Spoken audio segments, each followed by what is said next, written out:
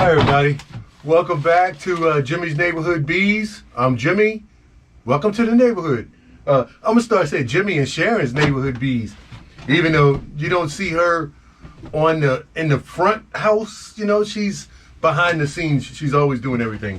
So even though I'm not gonna change the name of the channel, but Jimmy and Sharon's Neighborhood Bees. Anyway, let me get today's fortune out of the way, and then just tell you what I decided and things like that. So, get my book here. Today's fortune is: the first blow does not fell the tree. Well, yeah, your first blow is not, okay. So persistence, you know, when you start a job, it's not going to be the first step. There's many steps in falling a tree. There's many steps in doing a project. There's many steps, which now I'm getting ready to talk about. So yeah, that's I don't set these up. They just come as they come, and you know, you'll see. Anyway, so one thing, I was doing some cleanup. I had a visitor, one of the people from my club came to borrow some stuff. So he came in here and he was like, "So this is the studio. This is where things happen." I'm like, "No," but he took a picture of the freezer with all of the stickers on there and everything. So I want to say hi to you, Mr. C. You know who you are. Anyway, so I think I come to some decisions. I was doing some straightening up and figuring out what I was going to do about these long hives. So I decided on building two hives. I went back and forth on whether to do regular, just deep, you know, like a deep, long Langstroth hive, or to use my XL frames in the brood chamber, as I have been experimenting with. Well, I've been using them in my vertical hives, my Langstroth verticals, excuse me, for the past few years, I think 3 years now. This was the first winter, and it's going to be the first build-up in spring of the long hive, the farmhouse. So I'm really anxious. Not anxious is not the word, but I'm looking forward to seeing what they do and how they spread out in that farmhouse hive, being deep or XL frames. And let me get a couple of copies, samples. Anyway, here's a couple of samples if you don't know what my XL frames are. This is one that I made, and I use a deep and a medium, plus there's some extra space here. It's about 16 inches from top to bottom, but they're Langstroth wide and about 16 inches. Here's one with no frames or no foundation in it. I don't have the hose, I just glued it up. And I'll put wiring to make natural comb, or I'll put my blocks here that I use, and I alternate. Sometimes I put the deep on top, medium on bottom, and sometimes I put the medium on top and deep on bottom. And that way the bees will do what they want to do in the middle. They'll usually do drone comb. Sometimes it's passageways going through there, whatever. So the bee's choice. And then some of the comb, I had better comb sitting in there. Some of it was whatever. Oh, and I guess to compare, here, we'll do this. This is a regular size deep frame. This is the deep that I got. And you can see how much bigger my frames are. So I really like these as the brood frames. So what I'm gonna do is build the next two hives with those deep, extra deep brood frames. I usually do around 12 frame deep, wide, and it has follow-up boards, so I can squeeze it down to 4 frames, 5 frames, whatever it is with the follow-up boards. I've got some ideas up here because, like I said, I don't build with plans, I build with ideas. And I want to make them 2 entrances with the hive gate. And then one of my other people who watch the videos, I think she's in Washington State, but she made the suggestion to use like this, the double bubble here that I have somewhere. We got a bunch of it.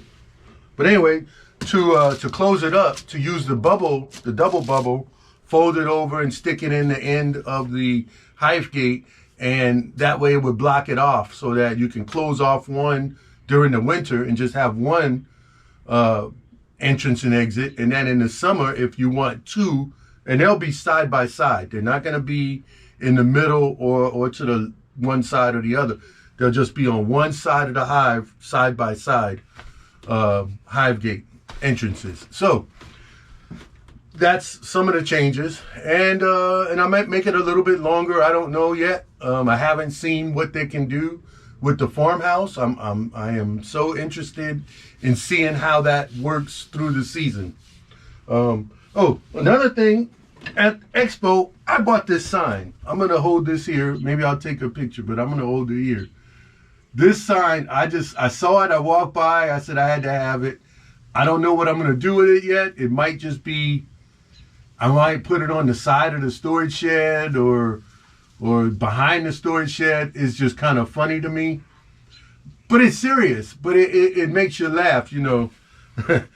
Don't make them chase you, you know what I mean? So to me, that's funny. Anyway, I bought that. I don't remember the vendor that was selling it, but I bought it. It's just the coroplast, you know. It would have been kind of cool if it was on both sides.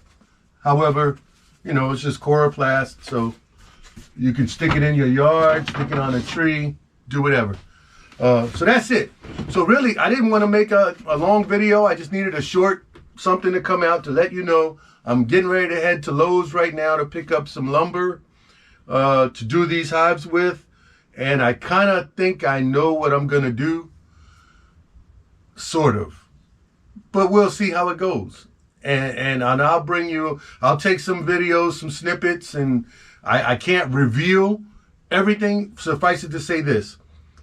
The box, the bottom box, the main long hive box, with the exception of my adaptations from my XL frames, are going to be basically like what Fred Dunn does with his long Langstroth hives.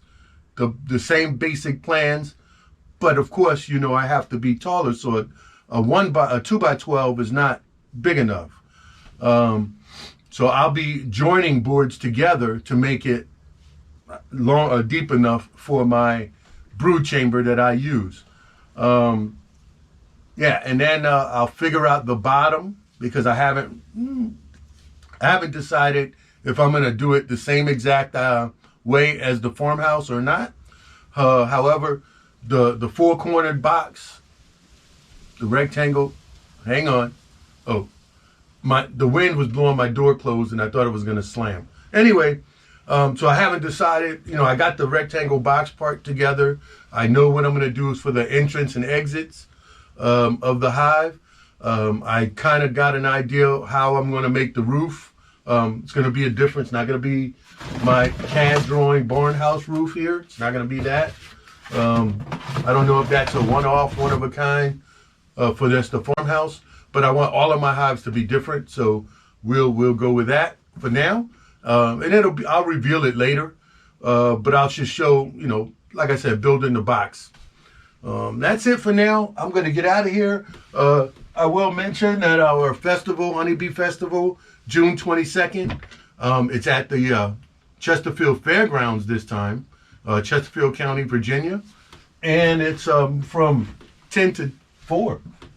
Yeah, used to be 10 to 2, but we increased it 2 hours because we had so many people. So we got more vendors, more educational areas, more of everything, more parking, easier access, the whole works. Anyway, that's it for now. I'm going to close this one out. I'm going to head to Lowe's before they close, buy me a couple of good few pieces of lumber, and then I'll show you what I'm going to do before I do what I'm going to do. You'll see. Anyway, thank y'all for watching. It's getting ready to get exciting. Oh, I'm not working the bees because if I look at my weather for the next 10 days, every night it goes down to below zero. Not below zero, below freezing. So we have 28 degrees Fahrenheit, 27, whatever. And then the highs are in the 50 degree plus or minus. So it's not time for us here, Central Virginia, to get into our bees, deep into them to see what's going on. So I can't give you any more of that. And there's so much check and find it that you need to see. Just know that every now and then I'll peek in, and I won't mark it every time, but I'll see what they did, how much they've eaten. Right now, they've got enough fondant to last until till April, which by then everything will be out blooming and the bees will be doing their thing and they won't need the fondant, so it'll come off. So just know you're not missing anything. You're not missing me working bees and not telling you or anything like that.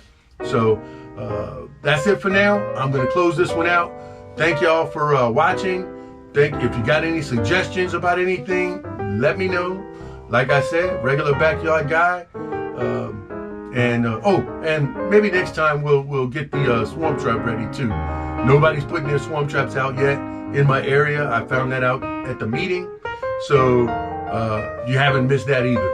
But I watched Joey Rawls do his swarm traps, and I watched a couple of other people. And yeah, so I'll be ready when the time comes too. I'm gonna get out of here. The wind is blowing. You guys might be shaking a little bit, but that's okay. Anyway, I'm gonna get out of here. Thank y'all for watching. Now it's Jimmy and Sharon's Neighborhood Bees. And yeah, have fun with your bees and your boxes.